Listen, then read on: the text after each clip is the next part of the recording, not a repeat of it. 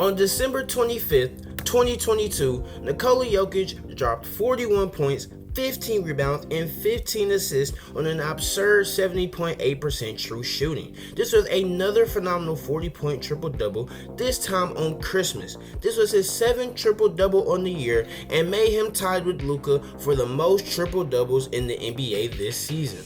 This was just another phenomenal performance under Jokic's belt on the season. He's been phenomenal once again this year, and he is playing at an MVP caliber level as well. And after this performance, Jokic began to rise up the MVP leaderboards, and more people are starting to consider him for the award. And if he can keep up this play, it's very realistic to believe that he could capture the award for a third time in his career. And with it being likely that he will continue this level of play, it raises the question, can Jokic join one of the most exclusive clubs in the NBA and become a 3-time MVP? So just how good has he been playing this year?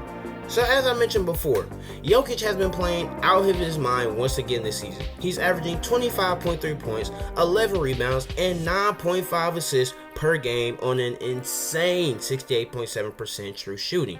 This true shooting number is the highest of his career. It's also the highest of all time for players who have averaged at least 20 points in a season.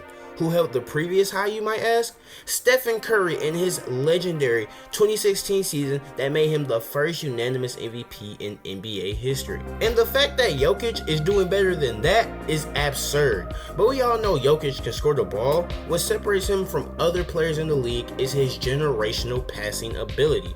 Not only is he averaging more assists than any other big man in the league, he's third in the entire NBA in assists per game, trailing only Tyrese Halliburton and Trae Young. He does an amazing job at using his size advantage and touch to make passes to his teammates no matter where they are on the court. He is the Nuggets offense, and the numbers back that up. When Jokic is on the court, the Nuggets have an offensive rating of 124.95. That would be the number 1 offense in the NBA. But as soon as he leaves, as soon as he hits the bench, it drops all the way down to 104.2. which will make them the worst offense in the league. It's incredible how much impact one player can have on an entire team, and this speaks volumes to how good Jokic has been this season. Jokic is able to set his teammates everywhere on the court and is able to find open teammates every single time he's out there. I mean, just listen to what Bones Highland had to say about Jokic in this interview. So just playing with a guy like that can make those passes, I feel like average, like not even an average NBA player, because it's superstars in the NBA right now that can't make those passes, and you'll be in the corner wide open. So that's something that I don't take for granted just playing with Jokic, because like he's literally finding you, when, a lot of other guys like in the league, if you're playing with somebody else, they won't find you being in the corner, deep corner. Like interview. And all of this has transferred to wins this season. The Nuggets are currently tied for the first seed in the West with the Pelicans. And despite inconsistent play from Jamal and MPJ, Jokic has been able to keep them atop the West. Now, as I mentioned before, Jokic is putting up otherworldly numbers once again this season. His on and off that I just mentioned is the 4th largest swing in the NBA since 2001. But the question becomes, can he become the first player since Larry Bird to win 3 MVPs back to back to back? You see, anyone can have numbers. Every single candidate for the MVP this year has put up crazy numbers so far. We are in the midst of a very competitive MVP race. Tatum is playing otherworldly just like Jokic and has the Celtics looking like the best team in the league. KD is playing at an all-NBA level once again and is having one of the most efficient shooting seasons we have ever seen. And Luka is playing at an all-time level as well. It seems like every night Luka has put up some crazy stat line or just went from 50 again. So at first glance, the numbers that Jokic puts up are nice, but it's going to take some more research to justify why he should win the award. Now, Jokic was just in this position a year ago. This time last year, people were talking very similarly about Jokic in regards to the MVP race.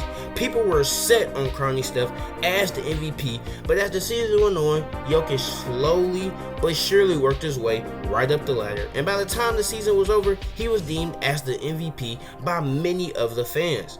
Steph started to drop off, and as he did, Jokic rose to the top, even with the play of Embiid and KD.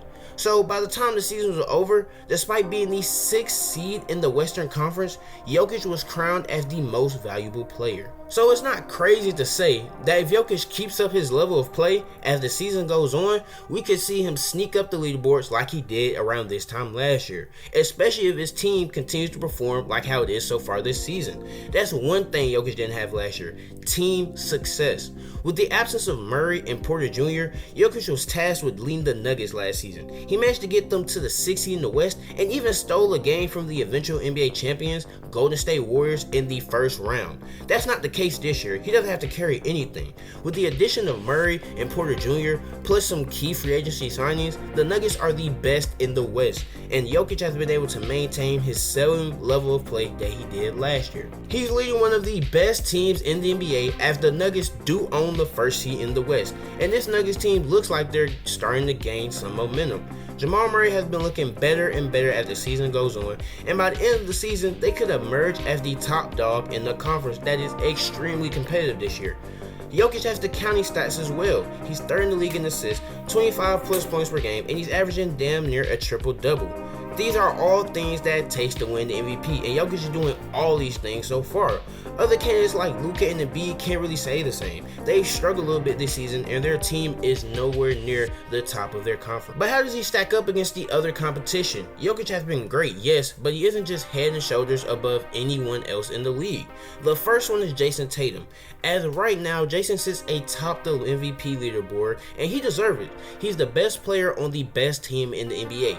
That's simple. The Celtics currently have the best offense in the league and a top 10 defense as well, and both of this is due to Tatum's dominance on both sides of the floor.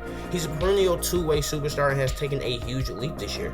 KD has looked like the best player in all of basketball since Nash's fire earlier this season, and he's averaged one of the best shooting seasons of all time, like I just mentioned, and has the Nets as the 3rd seed in the East, when at the start of the season, it didn't look like that was going to be the case. And let's not forget Luka and Embiid. They're just something else. It seems like every night they're putting up crazy stat lines. Luka just came off of putting up a 60, 20, and 10 triple-double and led the Mavs to a win after they were down by 9 with 35 seconds left to go.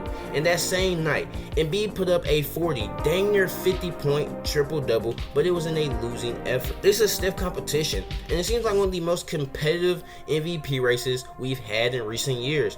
But Jokic holds up against these guys. He's also having an all-time shooting season like KD. Statistically, he is the most valuable player in the league. It's like night and day when he's on and off the floor for that Nuggets roster. And he's putting up crazy stat lines like Luka and Embiid as well. But the difference between him and them is he has team success. They don't. This could be huge by the time the end of the season comes. Some writers and analysts could view Jokic's team success as a separating factor between him and other candidates. Then, when you look at how much he contributes to that team and how much value he gives that roster, it's extremely difficult to vote against him. And I think at this point, we should begin to face the fact that Jokic's 3rd MVP is inevitable, even if it doesn't come this year. Even if they choose not to vote for him this season, it's going to happen eventually. And when it does, don't be surprised. Just admire the greatness we are witnessing in this day and age. But that's just what I think. I don't think it's crazy to believe that Jokic could capture that 3rd MVP this season. And as the season goes on, I think it could become more of a reality than we realize.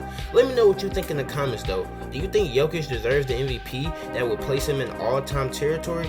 Or you just think that this isn't his year and other candidates are more deserving? Or you think voter fatigue will take him out? If you like what you saw, make sure you like the video and go ahead and sub while you're here. I make videos like this all the time and I'm in tune all season. But that's all from me. Until next time, peace.